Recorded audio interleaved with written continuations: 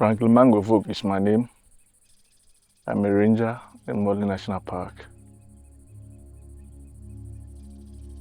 I became a ranger after senior high school. My father used to work in Morley National Park as a ranger, and I developed a desire and interest in conservation. To be engaged with the Wildlife Division for that matter, Morley National Park, I think it's a big privilege for me.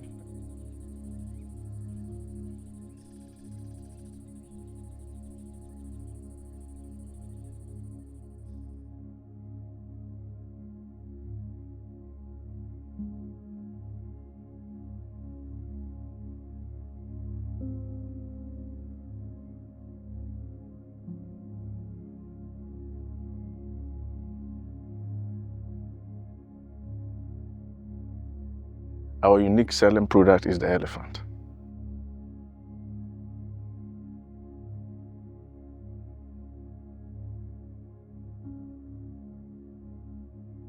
People who are older than me, some have never seen an elephant. But today, fortunately, my 10-year-old girl, who is privileged to be born in the park, knows what an elephant is.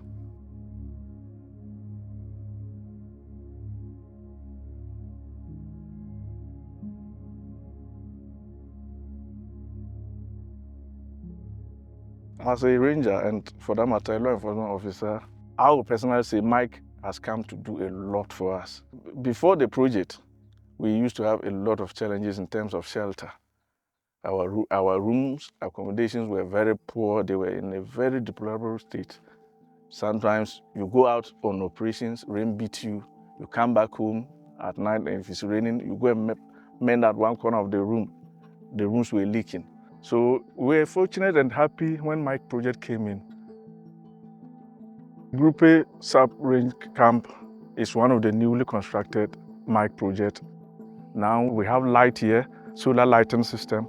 We have a mechanized borehole that is providing us with potable water, and we have water running all the day. We have the solar system powering our televisions to keep the guys always motivated, and also have access to issues that are happening in the country. So say Mike has been so good to Morley National Park, for that matter, we the rangers.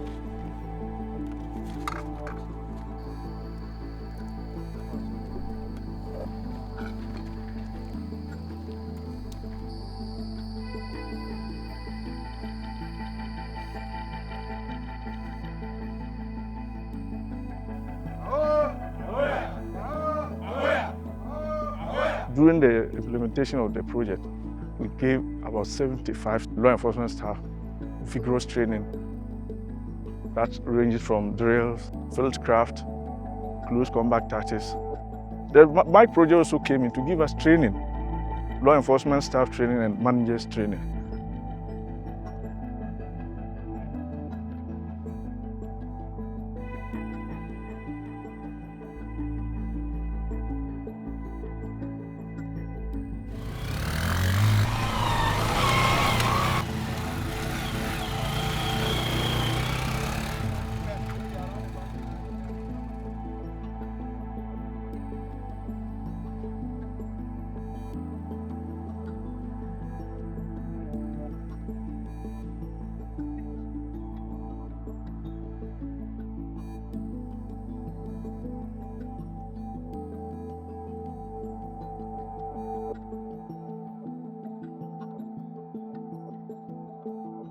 In my community, my uncle was a notorious poacher.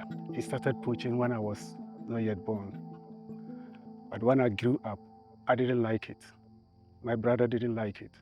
But we couldn't voice it out. But the only way to do it was to also form organizations that will be able to educate the people even if we are not able to stop him, those that would also start to do the poaching will stop through educations.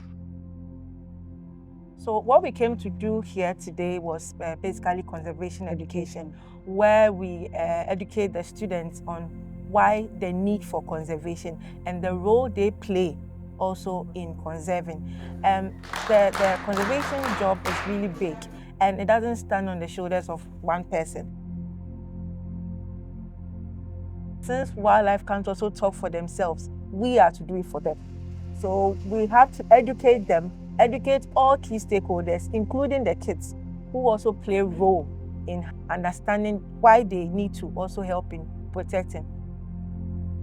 So when kids come around like this, or we come to kids' schools and other places, when they also take the information back to their families, their families also understand what we came around to teach them, and also take the information back. And it goes a long way in also helping those who are home understand why we exist, or why they also need to help in protecting natural resources, especially the wildlife.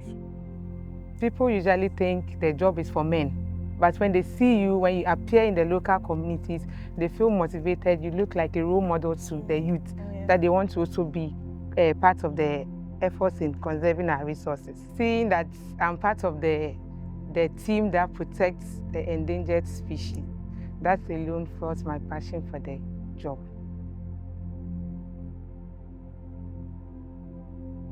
Elephants, we see, are wild animals, but very intelligent.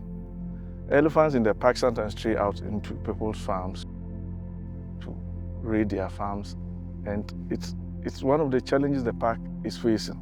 There's no government policy that is there for anything like compensation, but yet, as a park, we are doing all our efforts to educate the people by way of giving them some training on how to use pepper sprays, canister blasters to scare the elephants from entering their farms. These are the measures as a park we are putting in place to help conserve the elephants from going into people's farms. Getting to understand some of the issues they face, we also find ways and means to help them solve them. They get angry mostly about when the wildlife or the animals come to raid their farms, destroy their crops, and even at the end they are not able to get the crops that they need to sell or even fend for their family with. So it becomes very difficult that they come to see if we can help them in a way just to to survive.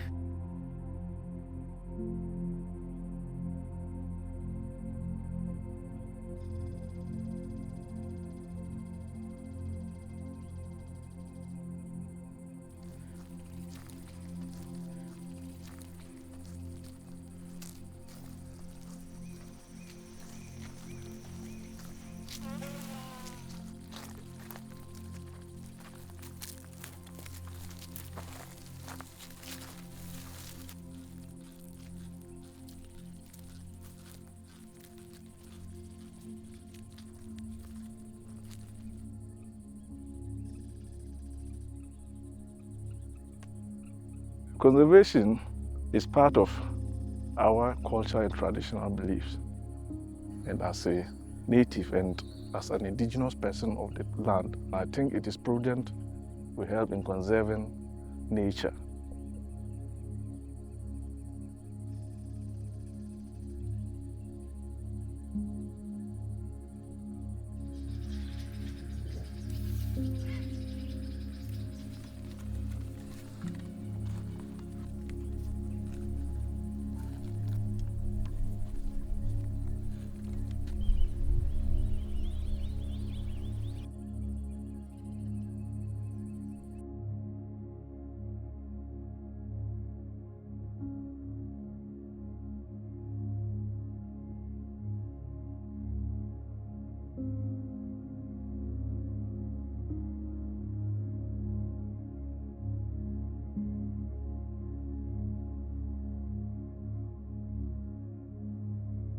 Bole National Park, personally, it means to me that it's my bona fide property.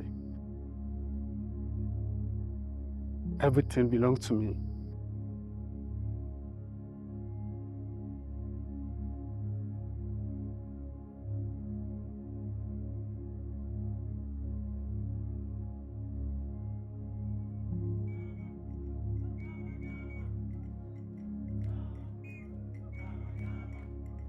Even if they don't pay me, the park belongs to me.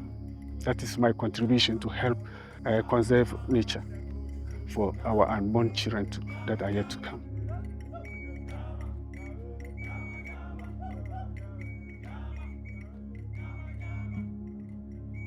It's an inheritance to me. Conservation has become part of my family.